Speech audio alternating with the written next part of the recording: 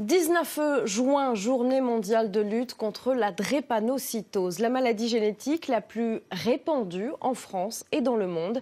Cette anomalie du sang provoque notamment des crises extrêmement douloureuses. Alors les chercheurs testent aujourd'hui des solutions innovantes pour soulager, voire guérir les drépanocytaires, des procédés qui suscitent beaucoup d'espoir. Kelly Pujard, Massimo Bulgari. À l'âge de 3 ans, on a dit à ma mère que j'allais pas les dépasser. Aujourd'hui, j'en ai 26. Je me porte bien grâce aux dons du sang. Derrière cette voix, un jeune entrepreneur. Depuis sa chambre transformée en laboratoire, Taylor Fixie gère 2 entreprises spécialisées dans l'informatique et l'électronique. Une vie quasi normale, rythmée par la prise quotidienne de médicaments et une transfusion sanguine toutes les 6 semaines, seul moyen de limiter les crises douloureuses provoquées par la drépanocytose. Quand il entend parler l'an dernier de la guérison de malades, une première mondiale, sa réaction est immédiate. J'étais content déjà pour moi et puis aussi pour tous les autres drépanocytaires. C'est une dose d'espoir, encore une fois de plus. Et puis ça me donne encore envie de me battre encore plus. C'est ici, à l'Institut Imagine, qu'a été conçue cette thérapie innovante, l'autogreffe de cellules souches. Le principe, prélever des cellules malades dans la moelle osseuse du patient, les modifier génétiquement en laboratoire, et ensuite lui réimplanter sa cellule corrigée par voie intraveineuse. Un procédé utilisé en 2014 chez un patient de 13 ans.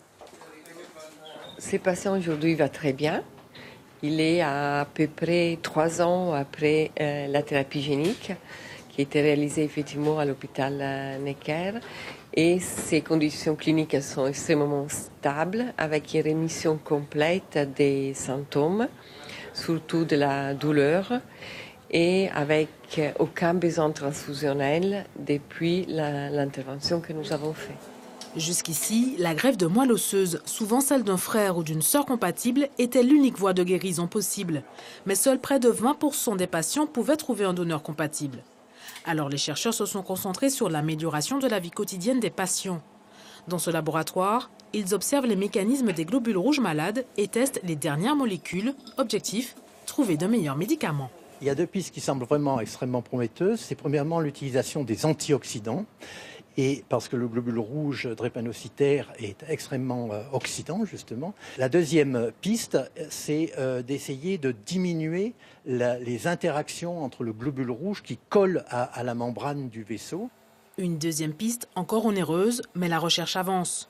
Aujourd'hui, une solution permet de soulager les drépanocytaires. Le don du sang nous permet de tenir en attendant de trouver mieux. Et donc grâce à ça, on vit pratiquement normalement.